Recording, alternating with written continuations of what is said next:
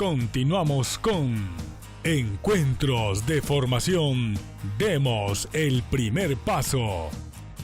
Bueno, después de esta pausa, vamos a irnos introduciendo lentamente en este tema que vamos a reflexionar el día de hoy.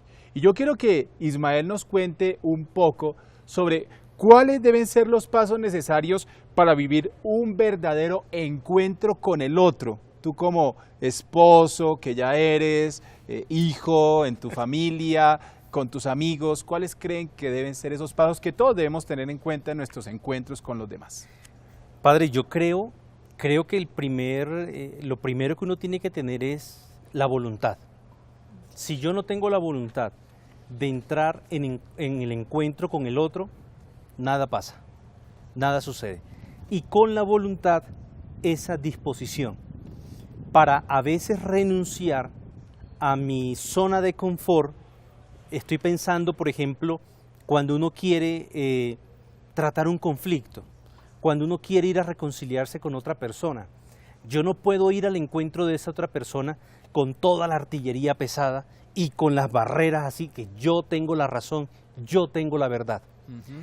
Para ir al encuentro con esa otra persona y solucionar un conflicto, una tensión, es necesario la voluntad y esa disposición, esa actitud de decir, bueno, voy a abrir el oído a la escucha, a escuchar, valga la redundancia, lo que esa otra persona tiene para decirme y no voy a ir a la ofensiva y a la defensiva. Bueno, tú nos lo has contado desde la perspectiva de tu vida, pues de esposo, de pareja, en fin, y de las relaciones que tienes.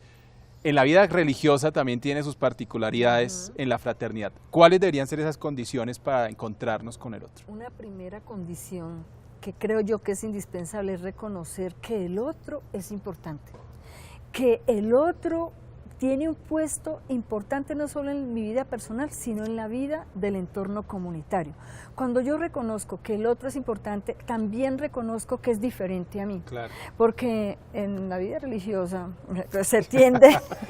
¿Y por qué ese tono, hermana? A ver, ¿qué pasa allí? No, y no solamente en la vida religiosa. Ahorita si quiere ya me comprometo en público y le cuento un poco más, no pasa nada. Se tiende a querer que todos pensemos iguales, ¿no? Entonces, el que lleva la unidad, el que lleva la paz, el que dice amén a todo, y no la aceptación de la diferencia del otro. O sea, el otro es diferente, piensa distinto, no tiene por qué ser igual a mí.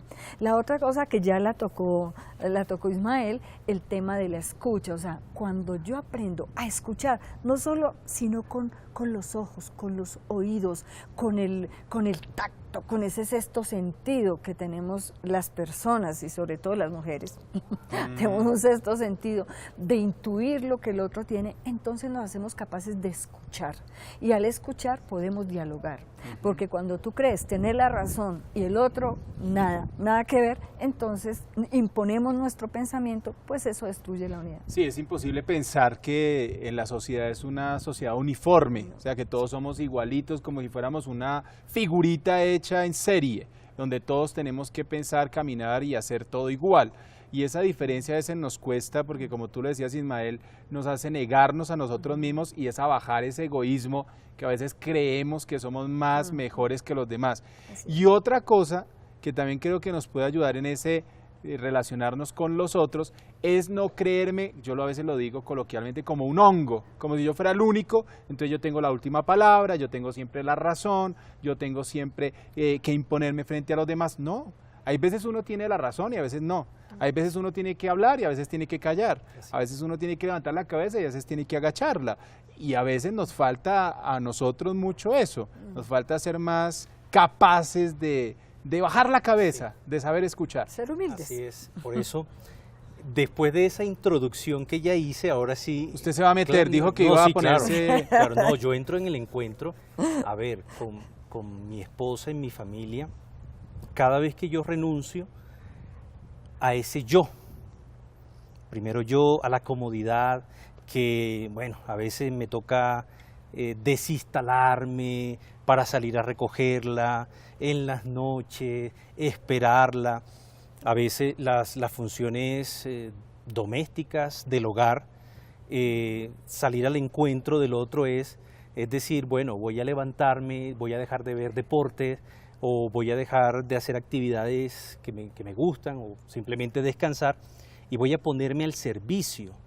Es verla a ella no como la que atiende todos los servicios en la casa, como la conserje del hogar, sino ver esto en clave de servicio y de donación. Eso era antiguamente, entonces, ¿no? Sí, sí. Era antiguamente que la mujer hoy los siempre tiempos era han cambiado. vista en un lugar haciendo siempre unas cosas de la casa y el hombre en otras realidades. Hoy ustedes tienen que compartir tareas, ¿no? Sí, y espero estar redimiendo culpa aquí con esto que estoy diciendo. No, es que así tiene que ser, ¿no? O hermano, ¿usted qué piensa? Tiene que ser un trabajo compartido. Ella sabe que yo he dado muchas veces el primer paso. Exactamente. No, yo creo que también los hombres tienen que ponerse el delantal. Por supuesto. Ir tranquilamente a la cocina y al mismo nivel. Y eso no puede ser solamente desde cuando se casan, sino desde la casa. El niño ya tiene la llamada, así sea niño, de ayudar a lavar los platos, ayudar a hacer aseo. Es que los hijos no están en un hotel, sino están en la casa donde tienen que ayudar y cooperar. Y eso también es una manera de hacer encuentro, de hacer comunión con otras personas. ¿Cómo es la vida? Mi mamá no me dejaba entrar a la cocina. Así es. Y hoy, como esposo, disfruto muchísimo el poder, bueno, lavar la loza y el poder cocinar, el poder preparar los alimentos, porque a la final yo sé que es un pretexto para compartir, para donarme, bien sea a ella o a cualquier otra persona que esté invitada a la casa a compartir, a comer. Hay otro elemento que yo creo que también es importante, ustedes me dirán si es legítimo o no, y es la alegría, una condición indispensable para encontrarnos con el otro. Yo no puedo ir, qué jartera, qué pereza irme a encontrar con la esposa, en el caso de ustedes los casados, qué jartera tenerme que encontrar con este amigo. Pues si es mi amigo yo no siento jartera, aburrición, pereza de encontrarme con él. Siento el gozo de estar con esa persona, de compartir la vida con esa persona, de gastarle tiempo a esa persona, de donarme hacia esa persona. La alegría pero usted también se encuentra con su esposa, con la iglesia. Con la iglesia, por ejemplo. Exacto. ¿Qué tal yo? Qué pereza ir a estar en la misa, qué pereza ir a predicarle a la gente. No, una alegría poderme encontrar con los otros. Y eso es signo, porque es normal, es muy normal poder experimentar también eso. Ay, qué pereza. Está uno en la comodidad, en el confort y tener que desinstalarse, ir al encuentro del otro. Y aquí estamos hablando de personas pues, que estamos bien, pero por ejemplo, ir al encuentro de una persona que está enferma, ir al encuentro de una persona, de un adulto mayor, ¿sí? Cuando a uno le cuesta y uno comienza con esa actitud, ay, qué pereza, ay, y uno no vive la alegría, es signo de que el hombre nuevo no está actuando en nosotros, me parece a mí. Creería yo. No, y tan común, por ejemplo, cuando un vecino, una vecina pide un favor, un servicio, y tan fácil decir, no, ahora no puedo, ahora no. Entonces, y como con esa cara de amargura. Desafortunadamente, por la situación misma que se vive a nivel económico, por la violencia, ya sea externa o a veces interna, intrafamiliar, sí se nos hace la cara amarga. Difícilmente podemos sonreír.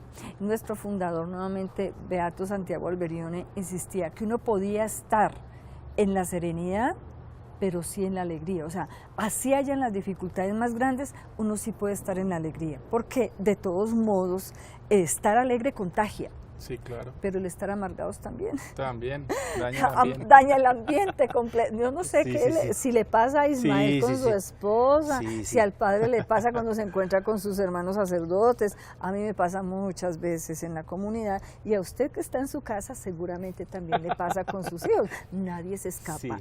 Hay que vivir la alegría y dejar la amargura. Exactamente. Y creo yo que en el tiempo en que estamos viviendo en Colombia, es necesario volvernos a llenar de esa alegría de encontrarnos con el otro.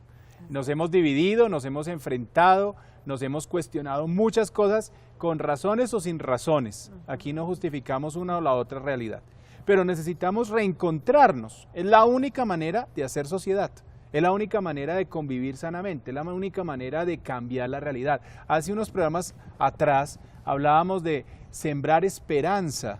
¿Y sembrar esperanza para qué? Para construir algo nuevo, para poder alcanzar algo nuevo. Y ese algo nuevo solamente será posible si nosotros realmente le metemos esa alegría de volvernos a reencontrar con el otro, de volver a bajar las armas, de volver a bajar los puños, de volver a bajar la violencia, de volver a bajar la indiferencia, para volvernos a sentir partícipes de una comunidad. Este es el país que nos tocó vivir. No nacimos en la China, no nacimos en Italia, nacimos en Colombia. Esta es nuestra realidad y nuestra realidad depende de nosotros. Y por eso hoy estamos reflexionando sobre este tema: sembremos la alegría del encuentro a través o fruto del perdón. Por eso vamos a irnos a escuchar un texto muy hermoso que varias veces lo hemos escuchado, el texto del Padre Bueno o de la parábola del Hijo Pródigo, que nos va a recordar qué significa dar ese primer paso para reencontrarnos fruto del perdón. Dijo: un hombre tenía 2 hijos. El menor de ellos dijo al padre: Padre, dame la parte de los bienes que me corresponde. Y él les repartió la hacienda. Pocos días después, el hijo menor lo reunió todo y se marchó a un país lejano, donde malgastó sus bienes viviendo como un libertino. Cuando se lo había gastado todo, sobrevino un hambre extrema en aquel país y comenzó a pasar necesidad. Entonces fue y se arrimó a uno de los ciudadanos de aquel país, que le envió a sus campos a cuidar los cerdos. Y deseaba llenar su vientre con las algarrobas que comían los cerdos, pues nadie le daba nada. Y entrando en sí mismo dijo: ¿cuántos jornaleros de mi padre tienen pan en abundancia, mientras que yo aquí me muero de hambre? Me levantaré, iré a mi padre y le diré: Padre, pequé contra el cielo y ante ti. Ya no merezco ser llamado hijo tuyo. Trátame como a uno de tus jornaleros. Y levantándose, partió hacia su padre. Estando él todavía lejos, le vio su padre, y conmovido, corrió, se echó a su cuello y le besó efusivamente. El hijo le dijo: Padre, pequé contra el cielo y ante ti, ya no merezco ser llamado hijo tuyo. Pero el padre dijo a sus siervos: dense prisa, traigan el mejor vestido y vístanle, pónganle un anillo en la mano y unas sandalias en los pies. Traigan el novillo cebado, mátenlo y comamos y celebremos una fiesta, porque este hijo mío había muerto y ha vuelto a la vida, se había perdido y ha sido hallado. Y comenzaron la fiesta. Su hijo mayor estaba en el campo y al volver, cuando se acercó a la casa, oyó la música y las danzas, y llamando a uno de los criados, le preguntó qué era aquello. Él le dijo: ha vuelto tu hermano, y tu padre ha matado el novillo cebado, porque le ha recobrado sano. Él se irritó y no quería entrar. Salió su padre y le rogaba, pero él replicó a su padre: hace tantos años que te sirvo y jamás dejé de cumplir una orden tuya, pero nunca me has dado un cabrito para tener una fiesta con mis amigos. Y ahora que ha venido ese hijo tuyo, que ha devorado tu hacienda con prostitutas, has matado para él el novillo cebado. Pero él le dijo: hijo, tú siempre estás conmigo, y todo lo mío es tuyo, pero convenía celebrar una fiesta y alegrarse, porque este hermano tuyo había muerto y ha vuelto a la vida, se había perdido y ha sido hallado. Palabra del Señor. Gloria a ti, Señor Jesús. Yo no sé, pero a mí este texto me impacta siempre, me toca el corazón, siempre me dice mucho a mi vida, porque siempre hay algo que transformar y algo siempre que cambiar. Hay una pregunta que puede aparecer en este texto que hemos leído, y es: ¿cuál es la situación realmente en el fondo del corazón, no lo que de pronto se evidencia en el texto? ¿Cuál es la situación que provoca esta separación entre el hijo menor y el padre? Contémosle una vez más a nuestros oyentes. Yo creo rápidamente, y comparto con usted, padre, el verse reflejado en este texto, porque a la final es evidenciar esa naturaleza humana de hacer nuestra voluntad, de hacer lo que queremos o, coloquialmente como se dice, lo que nos dé la gana. Pasar por encima de lo que sea y romper comunión. Sí. Yo creo también que la autosuficiencia. Sí. O sea, el hijo que dijo, yo con la herencia podría ser, mejor dicho, ser dueño del mundo, y entonces se hizo autosuficiente y se quiso dividir. Pero una pregunta, ¿cuándo uno pide la herencia? Cuando el papá o la mamá muere. Exactamente, entonces yo siento que aquí el hijo menor quiere que su papá muera. O sea, es como decirle al papá, mire, ya no lo necesito más, quiero que mueras porque quiero gozarme de lo que tú tienes, porque creo que lo que tú me has puesto es demasiado pesado y afuera, sin normas y sin leyes, sí voy a ser feliz. Y eso refleja un poco también esa anarquía que viven muchos jóvenes, esas relaciones tan tensas entre padres e hijos, donde los hijos no reconocen muchas veces la autoridad de los padres y los hacen a un lado, Sí. y los silencian, encerrándose en el cuarto con su lenguaje, tema que trabajábamos semanas anteriores, en su pequeño mundo, los aíslan y los matan, no de manera biológica, pero sí de manera ontológica, el ser, lo eliminan. Padre, uno creería que eso solamente se pasa en el Evangelio, pero yo tuve un vecino muy cercano de mi familia, mi mamá, que el chico estaba metido en la droga. Y claro, él tenía que buscar muchas formas para poder conseguir con qué drogarse. Y le pidió al papá, casi lo mata, y lo mató a los pocos años, creo que al año el papá murió, porque exigió que le tenían que dar la herencia. Y eso no es un cuento de hadas, es una cosa que viven las familias cotidianamente, desafortunadamente por la fragmentación y la división que viven en la misma familia. ¿Cuántas veces nosotros mismos le hemos pedido la herencia a Dios? Cuando nosotros vamos al pecado. Ahí, cuando nosotros mismos optamos por el pecado, le estamos diciendo a Dios, quítate, no te necesito, porque la felicidad que tú me prometes no me basta o no la creo, y creo que con esto que voy a hacer, sí voy a alcanzar la plena felicidad. Entonces le decimos a Dios, dame mi herencia, que yo me voy a ir a disfrutar de las cositas que a mí me parecen. ¿Y con qué sentimientos vuelve el hijo menor después? ¿Con cuáles? De arrepentimiento, como diríamos en el argot popular, con el rabo entre las piernas. Cuando ya ha experimentado y ha tocado fondo, y esa es otra cosa, porque no todo el mundo toca fondo de igual manera. No. Hay algunos que les toca experimentar más y estrellarse más. Algo que mis padres siempre me han transmitido en la iglesia es que Dios se revela de dos formas, a través de la palabra y a través de la historia.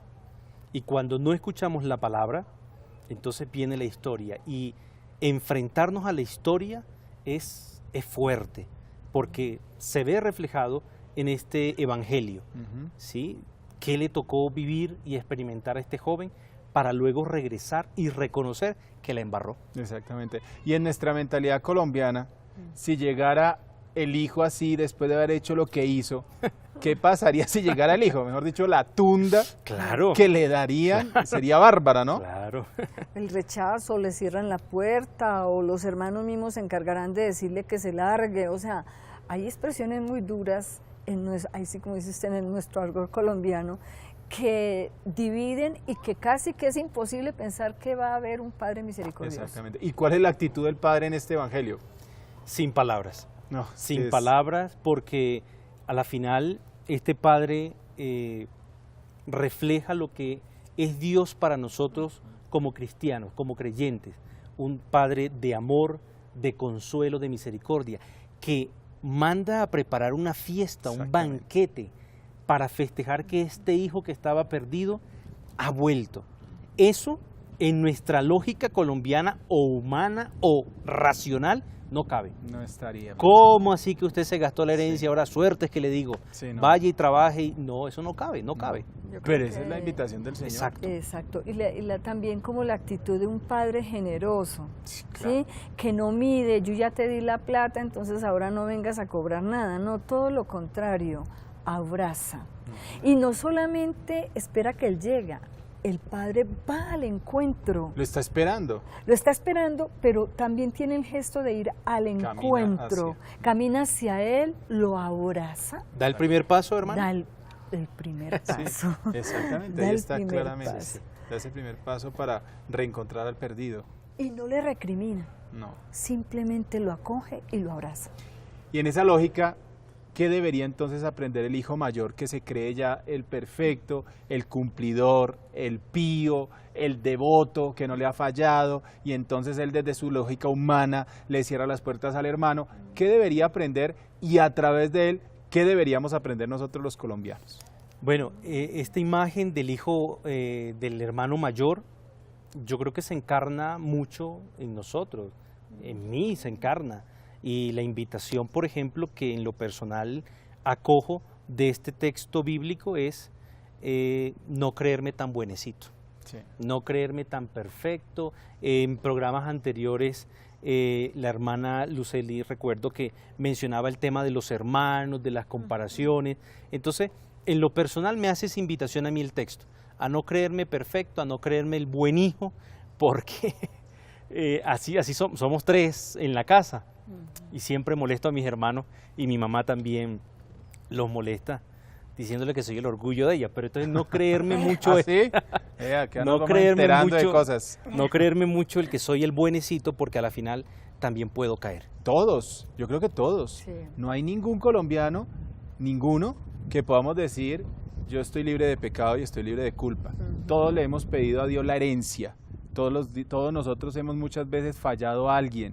Todos nosotros muchas veces hemos traicionado a alguien, y hoy el Señor nos está haciendo una llamada por medio de esta parábola a reconocer que Él nos espera primero que todo para perdonarnos, pero que nos lanza también a perdonar a los demás. Uno no puede ir solamente a confesarse diciéndole a Dios, perdóname porque te he fallado, y después salgo y no soy capaz de perdonar al que me ha fallado.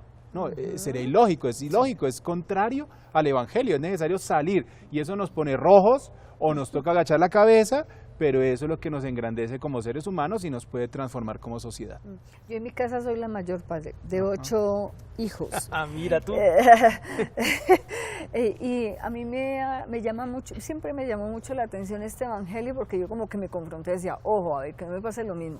Resulta que lo que decía Ismael, uno así muchas veces le puede pasar lo mismo, y un llamado que siempre he sentido es salir al encuentro de mis hermanos. Sí. O sea, como mayor en mi casa yo sí puedo decir, y ojalá mis hermanos si me ven no se sientan mal, que tuve muchos privilegios, ¿no? Mi papá era muy orgulloso de sus 2 hijos mayores, ¿no? Entonces, yo era la mayor y mi hermano el que me seguía, entonces él nos llevaba a paseos, él nos llevaba a las reuniones porque éramos sus mayores, ¿no? Entonces, a mí eso me llevó muchas veces a cómo solidarizarme y cómo compartir con mis hermanos menores las cosas bonitas que la vida me había regalado. Maravilloso, esa es la idea y la invitación que hoy la palabra nos está haciendo y que nos ha servido para introducirnos en este tema que luego del canto que vamos a escuchar, vamos a profundizar con iluminación desde lo que la Iglesia, el magisterio de la Iglesia nos dice para nosotros.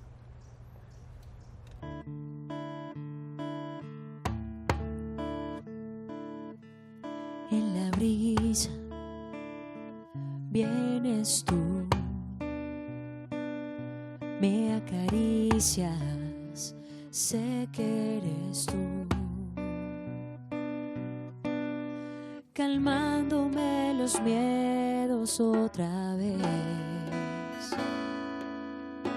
pintándome un bonito amanecer, y entiendo así que la mejor compañía son tus ojos que me miran, y siento así que si yo no estoy contigo, mi alma muere de a poquitos. Agradecida estoy, Señor, porque a tu lado solo tengo bendición.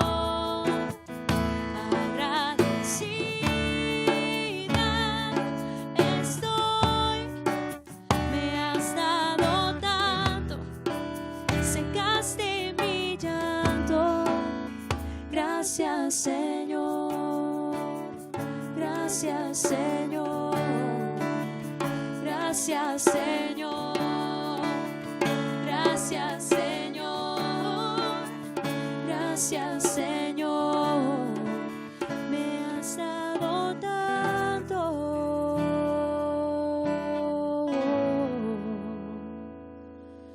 Gracias, Señor.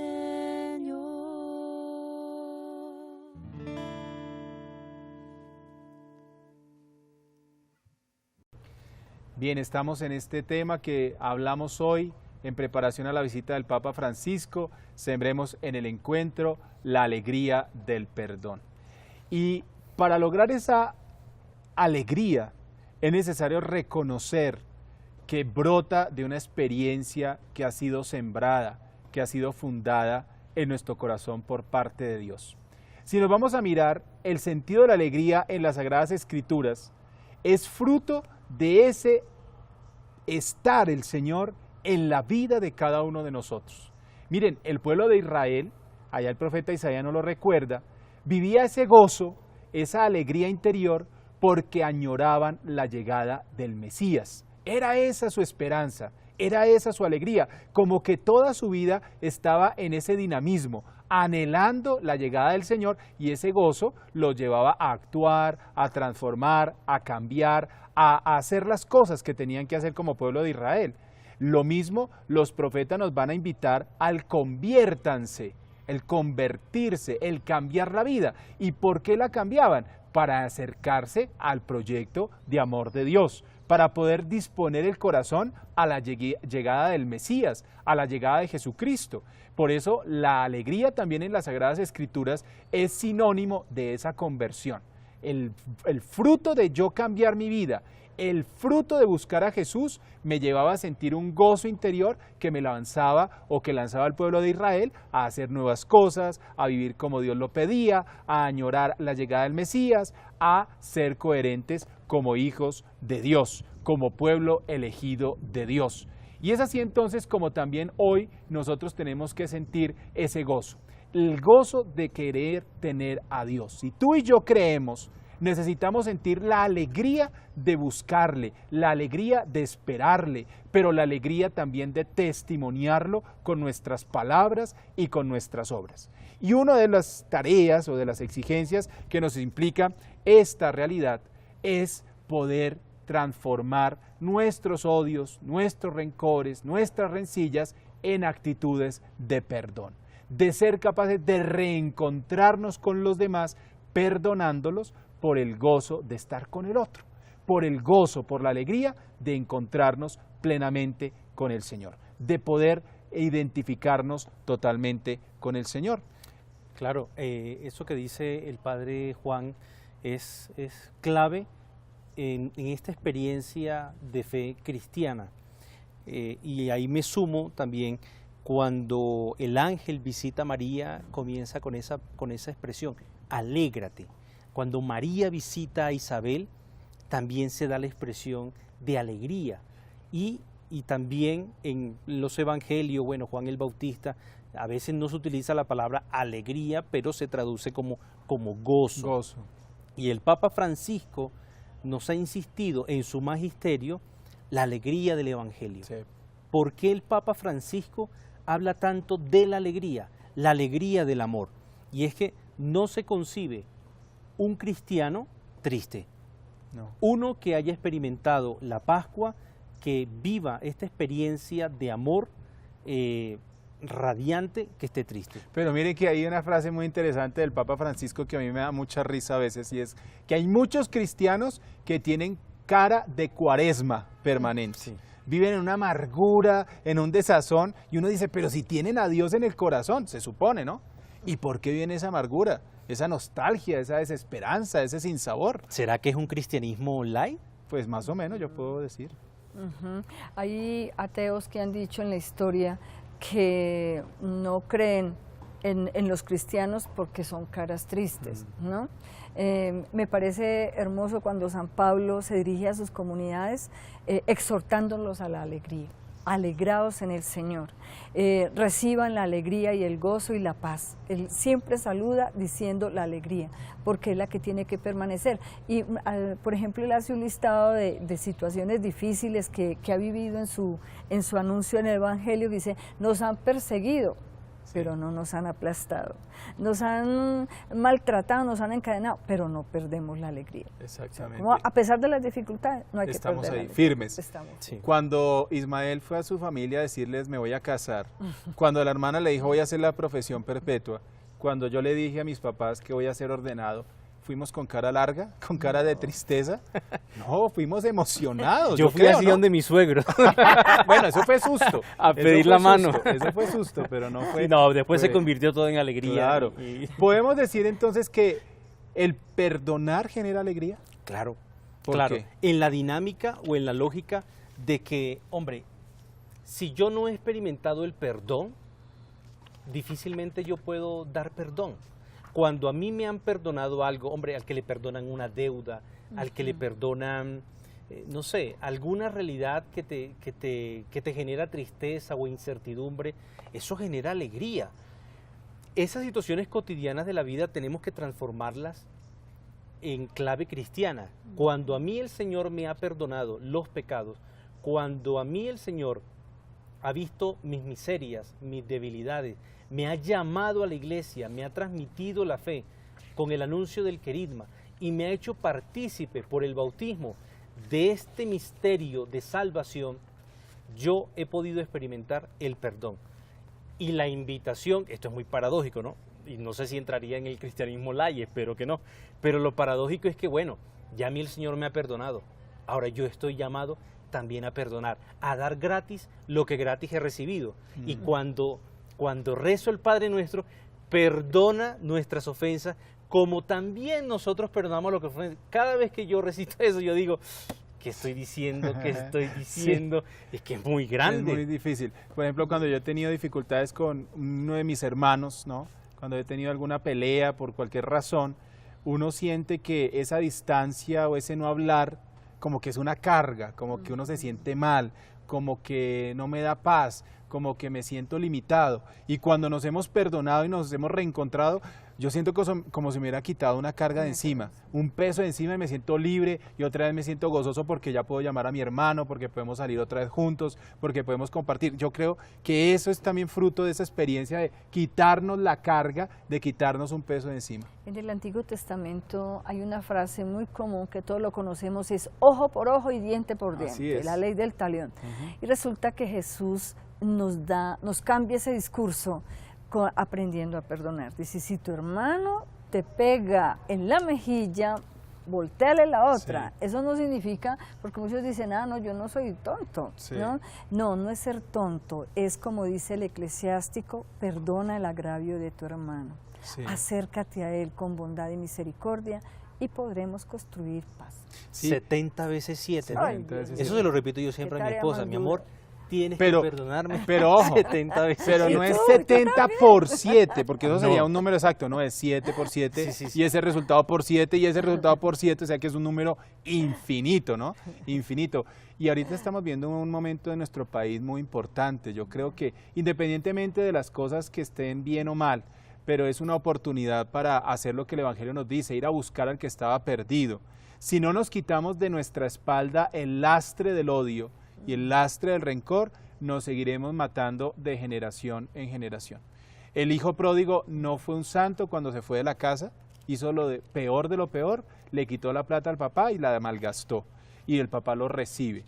Entonces, creo yo que también está la invitación de hoy de este tema, el reencontrarnos con los que estaban perdidos, para recibirlos. Estaban perdidos, es cierto, estaban perdidos. Nosotros no estamos perdidos, pero vamos a ir a rescatar al que estaba perdido, a ofrecerle el perdón, así nos duela, así se nos parte el corazón, como le pasaba al hijo mayor, pero veremos la liberación que vamos a tener todos nosotros. Vamos a liberarnos de esta carga y vamos a ganar una alegría que nadie nos la puede dar. Ahora, algo breve para añadir. No supongamos que aquel que ha estado perdido la ha pasado bueno. No, absolutamente. Porque podemos tomar esa actitud del hijo mayor, claro, se llevó el dinero, la pasó bien rico. No. Ese también tiene su historia y también tiene sus sufrimientos. El Papa Francisco nos ha dicho repetidas veces, ¿por qué nosotros no entramos también en el río de esa alegría del perdón?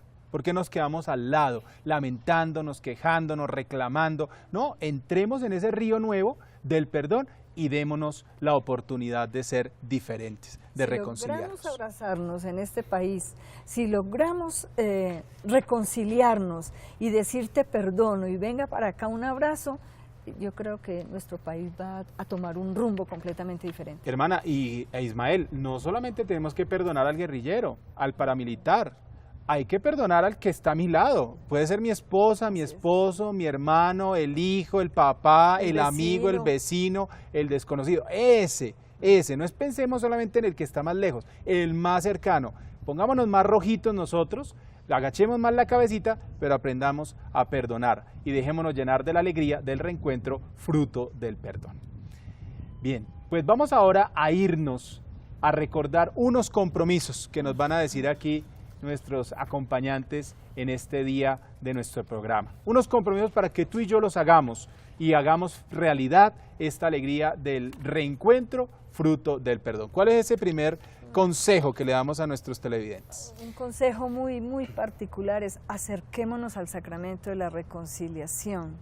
Quizás hoy muchos ya le han perdido el sentido, decir, no, ¿cómo así yo cómo me voy a confesar con un pecador igual que yo? Eso es un error grande. Cuando nosotros reconocemos en esa persona, en la persona del sacerdote, a ese Dios Padre que me acoge, es más fácil ir al sacramento de la reconciliación. También es importante, en esto que hemos compartido, reconciliarnos con nosotros mismos.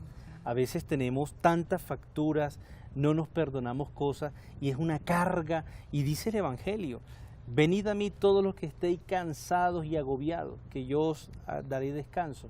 Entonces no nos perdonamos y no nos hemos reconciliado tampoco con nuestra historia.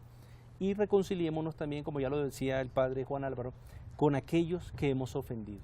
Y también para nuestra vida, ya ahora, en pocos días, el 6 de septiembre, más o menos 4:30 de la tarde, estará aterrizando el avión que trae al Papa Francisco a nuestro país. Una gran alegría, una gran emoción, una gran esperanza para Colombia. Los invitamos como compromiso también, inviten a sus vecinos, inviten a sus amigos, a sus familiares a ir a los lugares donde el Papa va a estar.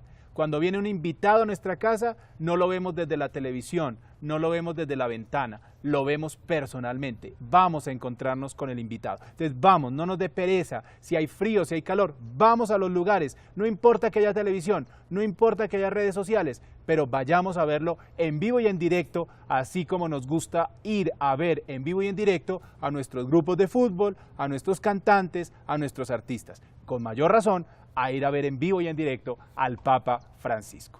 Vámonos ahora a escuchar una bella canción que nos sigue animando a perdonarnos, a reencontrarnos y a dejarnos llenar del gozo del perdón.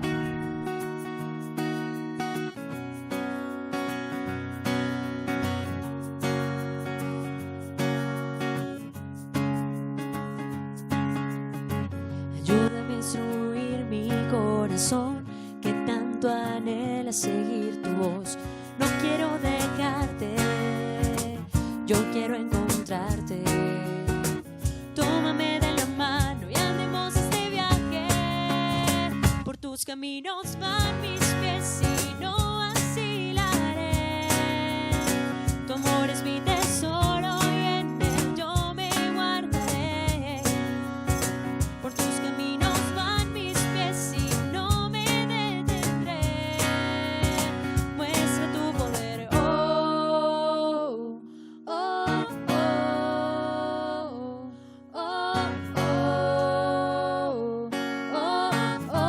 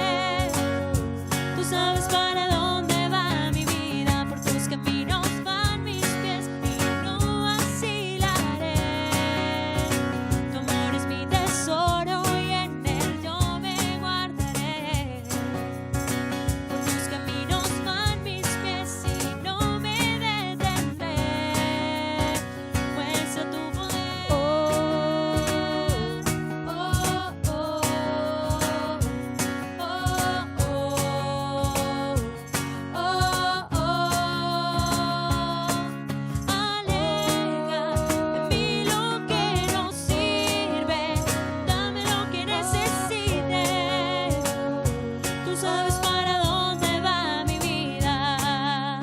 Oh, oh, oh, oh, oh, oh, oh.